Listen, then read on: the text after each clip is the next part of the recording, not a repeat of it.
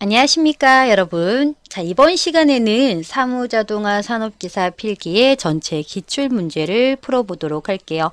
자, 이번 시간에 풀어볼 기출문제는 첫 번째 과목이죠. 사무자동화 시스템의 총 20문제를 풀이해 보도록 하겠습니다.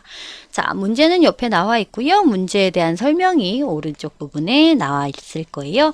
자, 아랫부분의 정답은 같이 적어 놨습니다. 보면서 같이 풀어볼게요. 자, 1번에 다음 중 전자상거래에 관한 특징이 아닌 것은 이라고 했네요. 자, 전자상거래라는 것은 인터넷이라는 가상 공간을 통해서 소비자와 기업이 상품과 서비스를 사고 파는 행위를 하는 것을 전자상거래라고 얘기를 합니다. 자, 일반적인 그냥 물건을 사고 파는 것뿐만 아니라 고객 마케팅이나 광고, 조달, 서비스 같은 것들을 포함하는 광범위한 개념을 전자상거래라고 하고요. 전자상거래를 하게 되면 유통이 좀 편리하죠. 그리고 초기 자본이 별로 들지 않아서 비용이 조금밖에 안 듭니다. 자, 이런 것들을 목표로 개발된 상거래의 새로운 유형을 전자상거래라고 해요. 자, 생산자는 소자본 창업이 가능해요. 그쵸? 소자본으로 창업이 가능합니다. 근로자는 시공간을 초월해서 업무를 수행할 수 있어요. 맞아요. 한밤중에도 업무를 할 수 있고요. 그리고 뭐 언제든 시공간을 초월해서 집에서도 할 수 있고 사무실에서도 할 수 있고 시간과 공간을 초월해서 아무 데서나 업무를 수행할 수 있어요. 소비자는 상품을 선택할 기회가 적나요? 아니죠. 상품을 선택할 기회가 많아졌죠. 한 건물 안에서 보는 게 아니라 사이트에서 보기 때문에 많은 상품, 나 여기서 찾는 상품이 없어요. 그럼 다른 사이트로 옮겨가면 되겠죠. 그래서 상품을 선택할 기회가 많아지게 되겠죠. 정답은 3번이 틀렸네요. 운송비가 절감되고요. 상품 조사가 용이하죠. 앉은 자리에서 한 PC 화면에서 여러 개의 상품을 비교 검색할 수 있겠죠. 정답은 3번이네요. 자, 사무자동화의 접근 방법의 유형이 아닌 것을 찾아볼게요. 사무자동화에 접근하는 방법에는 자, 우리 저번에 한번 했었습니다. 자, 사무자동화의 접근 방식에는 전사적인 접근 방식이 있고요. 그다음에 부분전개 접근 방식, 공통과제형 접근 방식, 기기 도입형, 계층별, 업무별 이런 접근 방식이 있었어요. 전사적은 한꺼번에 전부 다 확 바꾸는 거고 부분 전개는 부분별로 먼저 추진하는 것을 얘기했죠. 자, 부분 전개 접근 방식이 있었고요. 여기 있네요. 그 다음 업무별 접근 방식은 마지막에 필요한 업무부터 접근하는 방식이고요. 사원별 접근 방식이 있었나요? 사원별은 없네요. 정답은 3번. 사원별은 없었고요. 계층별은 위에서부터 아래로 내려오면서 계층적으로 작업을 하는 것을 계층별 접근 방식이라고 얘기를 했었어요. 자, 요런 접근 방식이 있었다. 정답은 3번이 틀렸네요. 자, 3번 문제 볼까요? 컴퓨터의 처리 속도 단위 중 피코초에 해당하는 수치를 10의 몇 승으로 표현할 때 가장 올바른 표현 방법은 어떤 것일까요? 자, 일단 우리 처리 속도 단위를 좀 볼까요? 처리 속도 단위는 밀리초, 마이크로초, 나노초, 피코초, 팬텀초, 헥토초 요 순서대로 느린 순에서 빠른 순서대로 이렇게 가고 있어요. 자, 이걸 지수증으로 나타내 보면 밀리초는 10의 마이너스 3승 10의 마이너스 3승이라는 것은 하나, 둘, 셋 분의 1초라고 보시면 돼요. 1000분의 1초를 뜻하는 거고요. 마이크로초는 마이너스 6, 3의 배수씩 올라갑니다. 1000씩 올라간다고 보시면 돼요. 그 다음 10의 마이너스 9, 그 다음에 10의 마이너스 12, 15, 18 이런 형태로 나가고요. 우리는 피코초에 해당하는 값이기 때문에 10의 마이너스 12 정답은 2번이 되겠네요. 자, 이렇게 해서 3개 문제 풀어봤어요. 다음 장 넘어가 볼까요? 자, 4번부터 가봅시다. 자, 윈도우즈의 시스템상에서 일본어나 중국어 같이 문자 수가 많은 언어를 좀 입력하기 위해서 필요한 소프트웨어.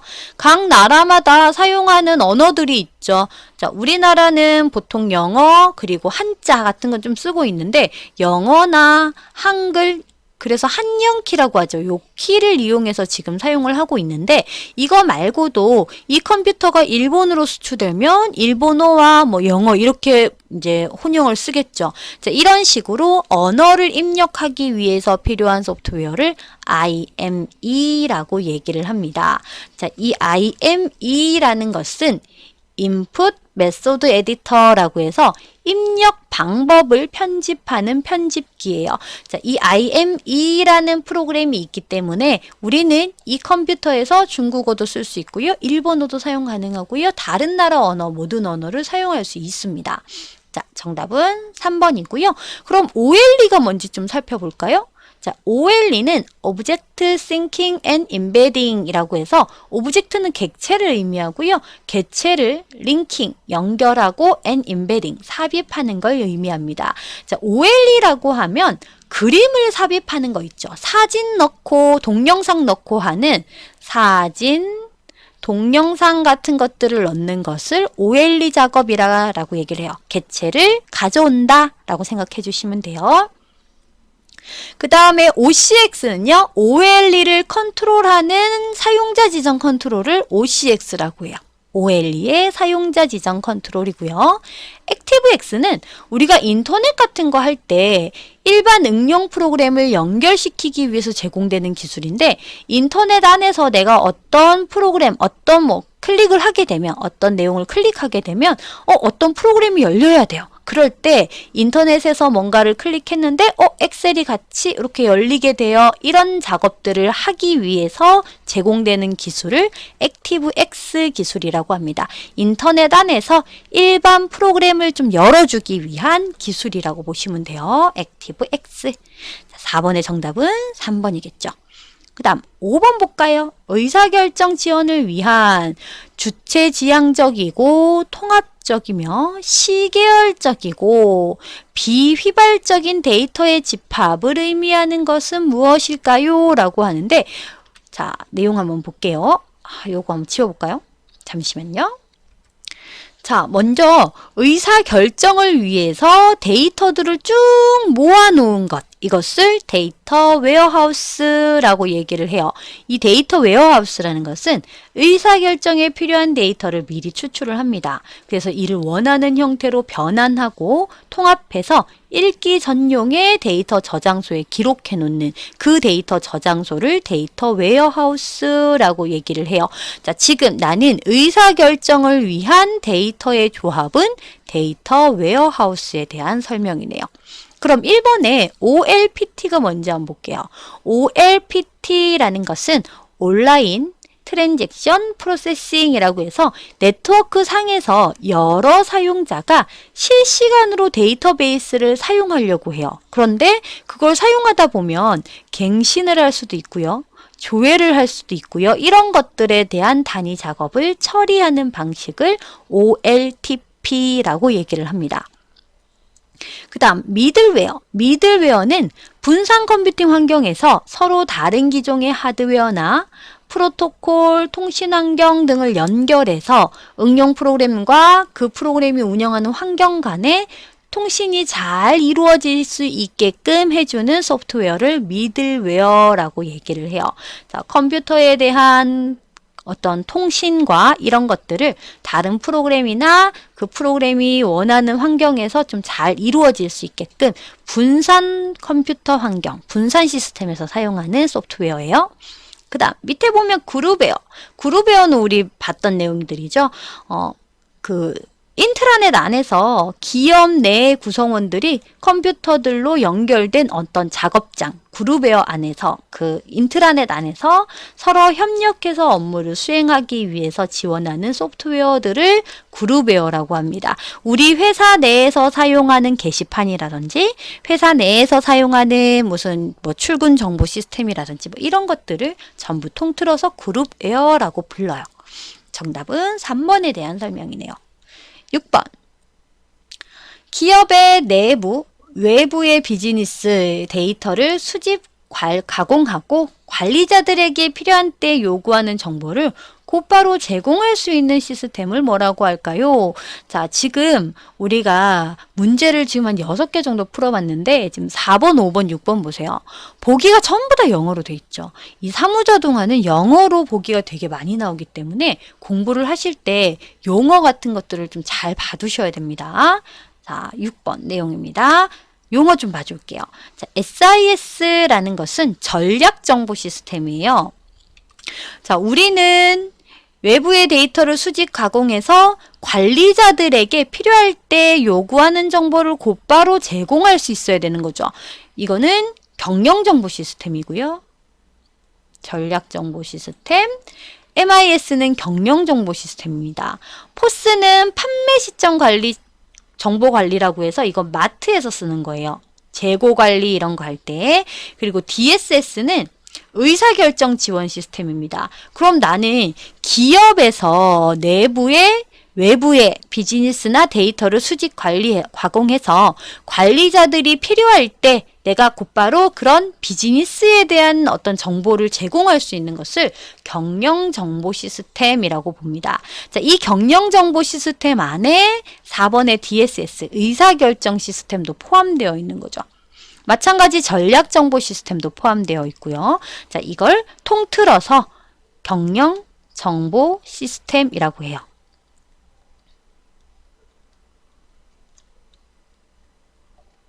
자, 얘는 시험에 좀 잘 나옵니다. 이 경영정보 시스템이랑 DSS, 의사결정 지원 시스템. 의사결정에 뭔가 영향을 준다 하면 DSS가 되는 거죠.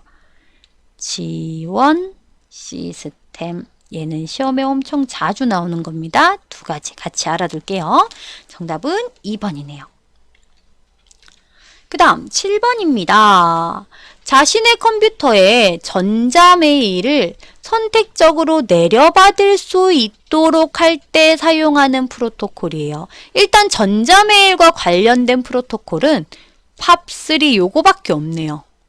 자, 그럼 정답은 일단 1번이고요. 이메일과 관련 있는 프로토콜이 SMTP, 얘는 보낼 때, 내가 보낼 때 쓰는 거고요. 그 다음 팝3, 얘는 내가 받을 때 쓰는 겁니다. 그럼 나는 받을 수 있도록 해야 되니까 받을 때 쓰는 거겠죠. 그리고 또 하나 MIME, 얘는 멀티미디어 정보를 주고받을 때 사용하는 거예요. 멀티미디어 정보를 주고받을 때 사용하는 프로토콜이에요. 이거 말고도 IMAP 프로토콜도 있었죠. 자, 이런 것들이 있는데 정답은 우리는 받을 때 사용하는 거기 때문에 팝3가 정답이 되고요. 그럼 다른 것부터 볼까요? 자, FTP는요. 파일 트랜스퍼 프로토콜의 약자입니다. 파일을 주고받고 할 때, 전송할 때 사용하는 프로토콜이고요. SNMP는 SMTP랑 좀 헷갈리죠? 요거는 잘 구분해서 알아두셔야 돼요. SNMP는 네트워크를 관리하는 프로토콜이에요. HTTP는 하이퍼텍스트를 전송하고 주고받고 하는 프로토콜입니다. 자, 그래서 우리 인터넷 할 때 보면 제일 앞에 http 땡땡 슬래시 슬래시 www 점 어쩌고 저쩌고 점 어쩌고 이렇게 나오죠. 요게 하이퍼텍스트 문서를 주고받을 수 있도록 해라 하는 프로토콜이에요. 자, 얘네들은 전부 다 시험에 좀 잘 나오기 때문에 다 같이 용어 잘 봐둘게요. 자, 요 부분은 전자우편에서 사용하는 프로토콜들입니다. 같이 알아둘게요. 정답은 1번이네요. 8번. 엑셀 등 스프레드시트에서 수식 자체는 변경하지 않고 수식 안에 있는 셀에 대한 참조만을 변경하려고 합니다. 가장 적당한 함수는 무엇일까요? 일단 수식을 변경하지 않고 수식 안에 들어있는 셀에 대한 참조를 바꾸고자 해요. 이거를 간접 참조라고 합니다. 직접적인 참조가 아니라 간접적인 참조를 할 때 사용하는 거예요. 간접 참조는 인다이렉트 함수입니다. 얘가 간접 참조를 하는 함수예요. 자, 용어를 좀 봐주면 매치 함수는 내가 범위 안에서 찾고자 하는 셀의 위치를 구해줘요. 내가 요걸 찾고 싶은데 이 중에 얘는 몇 번째 있나요? 이걸 찾을 때 사용하는 게 매치 함수고요. lookup 함수는 찾고자 하는 함수에 대한 값을 가지고 오는 거예요. 나는 영희가 평균 몇 점인지 알고 싶어요. 그러면 영희의 값을 찾는 게 아니라 영희의 평균값, 이렇게 대응되는 값을 찾을 때 사용하는 함수가 lookup 함수고요. row 함수는 행에 대한 번호를 알려주는 행 번호를 참조하는 함수입니다. indirect는 간접 참조 함수입니다. 수식 안에 있는 셀에 대한 참조를 변경할 수 있어요. 이럴 때 사용하는 함수가 indirect, 직접 참조가 아니라 수식 안에 있는 셀에 대한 참조, 간접 참조 함수입니다. 정답은 4번이 되겠죠? 자, 9번의 SQL문 의미로 옳은 것은요. 자, 일단 select는 선택해라 라는 의미예요. 이거랑 이걸 선택하세요. from은 어디서? 요 테이블에서요. 이렇게. 선택하세요. HK와 NM을 선택하는데 IPSI라는 테이블에서 선택하세요. IPSI 테이블에서 요 테이블에서 내가 항목 HKMN의 값을 뭐 전부 다 똑같네요. 이 항목을 select니까 선택해라 라고 돼야 되겠네요. 추출하는 게 선택하는 거죠. 정답은 2번이 돼야 되겠습니다. 자, 그러면 여기서 삽입하라 라고 하면 select 대신 insert라고 써주시면 돼요. insert. 삽입해라. 자, select는 검색해라. select는 from과 같이 들어오는 구문이고요. 얘는 select from 구문이라고 얘기를 하고요. insert는 insert into와 같이 붙는 구문입니다. 그 다음 delete도 마찬가지 delete from과 같이 들어오고요. update는 update와 set이 같이 붙어요. 자, 이렇게 구문이라고 보시면 돼요. 같이 붙는 구문입니다. 삽입은 insert, 삭제는 delete, 변경은 update. 이렇게 네 가지 구문이 있다. 자, 그리고 select 뒤에 검색하려고 하는 값이고요. 항목이고요. from 뒤에는 테이블명을 적게 돼 있습니다. 구문에 대한 분석 알아둘게요. 정답은 2번이네요. 자, 10번 문제 풀어볼까요? 정보통신망의 구조 중에서 중앙에 컴퓨터가 있고 그 주위에 분산된 터미널들을 이렇게 연결시키는 이런 기법을 성형이라고 하죠. 성형. 자, 우리 통신망들 종류 좀 볼까요? 자, 성형을 다른 말로 스타형이라고도 하고요. 중앙에 컴퓨터가 메인이 있고 거기다가 하나씩 이렇게 연결해주는 통신망을 성형이라고 합니다. 트리형은요, 여기에요. 이렇게 각자 뻗어나오는 계층형이라고도 하죠. 얘는 계층형입니다. 계층형 구조를 가진다라고 하면 트리형이 되고요. 링형은 인접하는 것끼리 이렇게 하나씩 연결하는 거예요. 그 다음 버스형은 버스 손잡이처럼 이렇게 연결되는 형태를 버스형이라고 얘기를 합니다. 자, 이렇게 해서 네 가지의 형태가 있어요. 요거 말고도 메쉬형도 있죠. 자, 일단 정답은 1번 성형 통신망이네요. 11번 비충격식 프린터가 아닌 것은 무엇일까요? 자, 비충격식은 때리지 않는 걸 얘기해요. 충격식은 때려서 나타나는 거고요. 비충격식은 때리지 않는 겁니다. 자, 일단 기본 충격식 프린터 한번 볼까요? 도트 매트릭스. 자, 얘는 충격식이에요. 일단 뭐 라인 프린터, 시리얼 프린터 이런 것들이 대표적인 충격식 프린터인데 지금은 잘 안 써요. 지금은 비충격식 프린터를 사용하고 있습니다. 잉크젯 프린터, 레이저, 감열, 열전사 프린터 이런 것들을 사용하고 있어요. 그럼 잉크젯은 비충격식, 레이저도 비충격식, 열전사도 비충격식, 얘만 충격식이네요. 정답은 4번. 자, 12번 운영체제에서 제어 프로그램의 주된 기능과 거리가 먼 것은요. 자, 제어 프로그램이라는 것은 말 그대로 컨트롤, 관리하는 것을 제어 프로그램이라고 해요. 제어 프로그램의 가장 큰 기능 두 가지는 감독하고 관리합니다. 이 두 가지가 제어 프로그램의 가장 중요한 기능이에요. 자, 그러면 제어 프로그램에 감독과 관리 기능이 있는데 감독은 전체적인 감시를 하는 게 감독 프로그램이고요. 관리는 작업을 관리합니다. 작업을 관리하는 게 잡 매니지먼트. 얘가 작업 관리고요. 그 다음 데이터도 관리해요. 데이터 매니지먼트. 그리고 자원도 관리하죠. 리소스 매니지먼트. 요게 이제 관리에 대한 거고요. 이번에 어카운팅 매니지먼트라는 것은 회계 관리를 얘기해요. 회계 업무.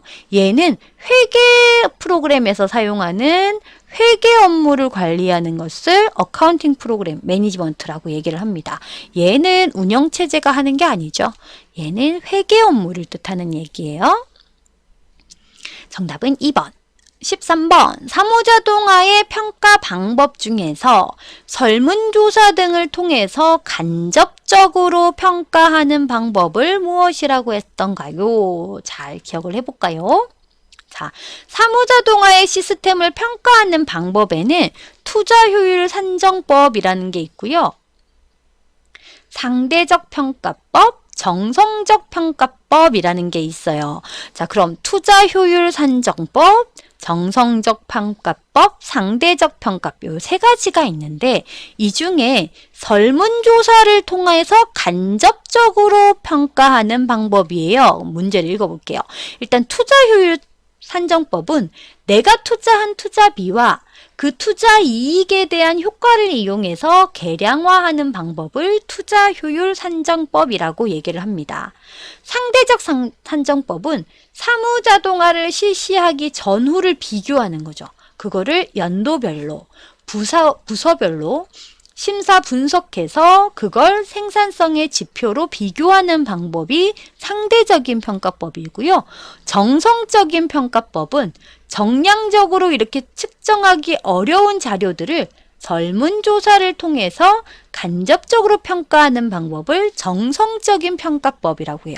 그럼 우리 설문조사를 통해서 간접적으로 평가하는 것은 정성적인 평가법 2번에 대한 내용이 되겠네요. 되셨나요? 이 절대적 평가법이라는 건 없었어요. 자, 세 가지 평가법이 있었다라는 거 알아둘게요. 정답은 2번. 14번 HDD와 같은 HDD는 하드디스크죠. 하드디스크와 같은 시리얼 ATA, SATA 인터페이스를 기반으로 하고 기계적 부품이 아닌 반도체를 기반으로 제작됐대요. 반도체 기반으로 제작되어 기존의 하드디스크를 대체할 수 있는 저장 장치. 요즘 하드디스크 대체 상품이라고 해서 이 SSD 요걸 많이 사용하고 있어요. 얘가 반도체 기반으로 제작됐거든요. 그래서 이 SSD에 대한 문제가 굉장히 자주 출제가 되고 있습니다. 정답은 2번 차세대 하드디스크다 라고 얘기를 하고요. 반도체 기반으로 제작이 됐어요. SSD. 자, SSD는 하드디스크 대체용품 정도로 생각하는 게 아니라 하드디스크는 발열도 좀 심하고 그리고 오류도 좀 많이 나고 이런 것들이 있었는데 얘네들은 발열도 적고 속도도 더 빠르고 오류율도 떨어지고 이런 좀 더 좋은 점이 많다라는 거 알아두시고요. 그리고 1번에 이 블루레이 디스크도 좀 요즘에 시험에 자주 출제가 돼요. SSD랑 같이 블루레이 디스크가 좀 많이 나오는데 이 블루레이 디스크는 DVD보다 좀 더 많은 용량을 DVD랑 좀 비슷한데 DVD보다 좀 더 많은 양의 정보를 저장할 수 있고 좀 더 고화질로 좋게 저장을 할 수 있는 게 블루레이 디스크라고 해서 25기가 정도, DVD는 17GB 정도 저장이 가능하거든요. 얘는 25GB 정도 저장 용량을 가집니다. 양면 쓰면 50GB까지 가능해요. 봐주시고요. 그리고 WORM은 write는 한 번인데 read는 많이 할 수 있는 write once, read many, 메모리라고 같이 얘기를 합니다. many라고 하기도 하고요. 메모리라고 하기도 해요. 기록은 한 번, 읽기는 여러 번 가능한 기록 매체들을 통틀어서 WORM이라고 하는데 일반적으로 롬이 그렇죠. 롬이 보통 한 번 작성하면 읽기만 하는 형태의 메모리이기 때문에 보통 롬을 WORM으로 지칭을 많이 합니다. 램이죠. 주기억장치로 사용하는 D램과 S램으로 나누어지는 일반적인 메모리, 램입니다. 자, 여기서 14번 문제는 SSD에 대한 설명이네요. 블루레이도 같이 잘 기억해 둘게요. 자, 15번 데이터베이스 언어가 아닌 것은요. 데이터베이스 언어는 세 가지. 조작어, 정의어, 그리고 제어어. 이렇게 세 가지인데요. 호스트 언어랑 지리어가 나왔어요. 자, 기본적인 언어는 세 가지이긴 한데 데이터 정의어, DDL, 데이터 조작어, DML, 제어, DCL 이렇게 세 가지이긴 한데 뭔가 내가 질문을 할 게 있어. 데이터베이스에서 뭔가 자료를 검색하거나 데이터를 가져오거나 질의를 하는 언어를 SQL이라고 해서 쿼리 랭귀지라고 얘기를 합니다. 이 질의어도 데이터베이스 언어 중에 하나예요. 같이 포함하면 SQL까지 들어간다라고 보시면 돼요. 자, 요렇게가 언어고요. 호스트 언어는 없어요. 정답은 3번이 되겠네요. 16번 컴퓨터 시스템에서 중앙 처리 장치와 각각의 입출력 장치가 서로 독립적으로 작동하는 것으로 처리할 데이터를 디스크에다가 따로 저장했다가 이것을 다른 장치가 이용할 수 있게끔 해주는 기능을 무엇이라고 할까요? CPU는 하는 일이 너무 많아요. CPU는 컴퓨터의 두뇌라고 하잖아요. 모든 처리를 CPU가 다 하기 때문에 입출력 장치는 속도가 또 느리거든요. 속도가 떨어지기 때문에 이 입출력 장치가 처리를 다 할 때까지 얘가 기다릴 수가 없는 거죠. 그래서 입출력 장치들이 처리를 마무리할 때까지 입출력 장치들이 해야 할 일들을 따로 이렇게 저장을 해두는 거죠. 이런 기능들을 스풀이라고 얘기를 합니다. 입출력 장치 중에서 가장 대표적인 게 우리 프린터죠. 프린터를 출력할 내용들을 스풀이라는 저장 공간에다가 저장을 해놨다가 저장을 하는 것을 스풀링이라고 얘기를 했었어요. 자, 이거는 스풀링에 관한 설명이에요. 자, CPU와 프린터 사이에 위치해서 CPU의 효율성을 높이는 게 스풀링이고요. 여기서는 스풀링에 관한 설명이겠네요.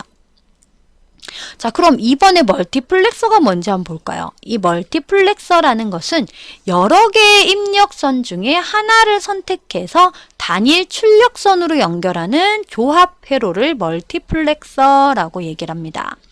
그 다음 버퍼링은 컴퓨터의 주기억 장치와 주변 장치 사이에 데이터를 주고받고 할 때 사용하는 임시 기억 장소예요. 속도가 좀 빠른 거. 마찬가지 얘네들은 주기억 장치랑 주변 장치 사이의 속도 차이를 보완해주는 역할을 하는 게 버퍼링입니다. 그리고 DASD는 다이렉트 액세스 스토리지 디바이스라고 해서 직접 접근 방식을 얘기해요. 직접 액세스할 수 있는 기억장치의 접근 방식인데 보통 CD나 일반적인 디스크 이런 장치들은 전부 다 직접 임의 접근이 가능해요. 직접 접근할 수 있는 거. 그럼 직접 접근이 안 되는 애들은 테이프 장치들 있죠. 테이프 장치들은 직접 접근이 안 되고요. 순차 접근만 가능합니다. 순서적으로만 접근이 가능해요. 1번에 접근했다가 3번으로 바로 건너뛸 수 없는 거죠. 2번 갔다가 3번 갈 수 있는 게 테이프 장치들입니다. 자기 테이프 뭐 이런 것들. 자, 이렇게 해서 4개의 내용 DASD까지 봤어요. 16번의 정답은 1번이네요. 자, 그 다음 17번 내용 볼까요? 사무자동화의 추진 단계입니다. 옳은 것은요? 자, 우리 사무자동화의 추진 단계를 볼까요? 자, 먼저 환경을 분석하고 요구를 분석하고 목표를 설정하는 이 세 가지를 분석 단계라고 얘기를 하고요. 그다음 계획을 수립하고 계획을 추진하는 단계를 계획 단계라고 하고요. 운영하고 결과를 분석하고 평가하는 단계를 운용 단계라고 얘기를 합니다. 분석 단계, 계획 단계, 운용 단계 세 가지 단계였네요. 분석 단계, 계획 단계, 운용 단계 순서대로 된 것은 정답 1번이네요. 그 다음 18번 위지윅에 대한 설명으로 옳은 것은요. 자, 이 위지윅이라는 개념은 what you see is what you get 이라는 단어의 용어의 첫 번째 글자만 딴 거예요. What you see is what you get의 약자입니다. 위지윅. 이 위지윅은 사용자가 현재 화면에서 보고 있는 내용을 그대로 출력할 수 있다. What you see, 네가 보고 있는 걸 이제 what you get 그대로 얻을 것이다 라는 용어예요. 그래서 얘네들은 내가 여기서 데이터를 만들면 요대로 출력이 가능합니다 라는 겁니다. 사용자가 화면에 보는 모습 그대로 인쇄돼서 나오는 편집 환경을 위지윅 환경이라고 얘기를 해요. 정답은 4번에 대한 부분입니다. 자, 18번의 위지윅은 그대로 인쇄한다 라는 출력에 대한 편집 환경을 의미해요. 그 다음 19번 그룹웨어를 공동으로 일하는 사람들 사이에 지원하거나 공유 환경 인터페이스를 제공하는 컴퓨터 시스템이다 라고 정의한 사람이 있대요. 자, 그 사람이 누구였을까요? 자, 우리 그룹웨어의 내용을 봐주면 그룹웨어는 공동으로 일을 하는 사람들 사이에 지원하거나 공유 환경 인터페이스를 제공하는 컴퓨터 자원 시스템이다 라고 정의한 사람이 앨리스라는 사람이었어요. 앨리스겠네요. 정답은 1번. 그룹웨어라는 것은 인트라넷 안에서 공동작업이나 공동목표에 참여하는 다양한 자격 그룹을 근거리 통신망으로 연결을 해서 구성원들에게 원활하게 정보를 공유할 수 있고요. 신속하게 의사결정을 내릴 수 있도록 지원해주는 시스템을 그룹웨어라고 얘기를 합니다. 업무의 생산성을 높이기 위한 소프트웨어예요. 자, 이렇게 얘기한 사람은 앨리스다. 알아둘게요. 20번. 멀티미디어 압축 기술에 해당하지 않는 파일 형식은요. 아닌 걸 볼게요. 이 멀티미디어라는 것은 뭐 텍스트도 있을 수 있지만 보통 그림, 사진 같은 그림, 그리고 동영상, 그리고 음악 요런 것들을 멀티미디어라고 해요. 이 멀티미디어의 압축 기술이 아닌 걸 볼게요. 자, 먼저 이 GIF는 그림 파일입니다. 그림 파일, 그래픽, 그림, 사진, 이미지 다 같은 말이에요. 그래픽, 그림, 사진, 이미지, 하나 더 보면 정지 영상까지 다 같은 뜻입니다. 자, GIF는 그림 파일의 압축 형식이고요. PNG도 마찬가지 그림 파일, 그래픽 파일이고요. MPEG는 동영상 파일이에요. 그럼 얘네들은 그림과 동영상 안에 들어가는데 이 DXF라는 것은 CAD 프로그램이거든요. 이 CAD 프로그램은 도면을 그릴 때 사용하는 프로그램이에요. 이 도면 프로그램이기 때문에 멀티미디어하고는 관계가 없습니다. 정답은 4번이 되겠네요. 자, 이렇게 해서 우리 20번 멀티미디어 압축 기술까지 1과목에 대한 내용을 모두 다 풀어봤습니다. 자, 오늘은 여기까지 마무리할 거고요. 다음 시간에 2과목에 대한 내용 풀어보도록 할게요. 자, 잘 정리하시고요. 다음 시간에 다시 만나요. 수고하셨습니다.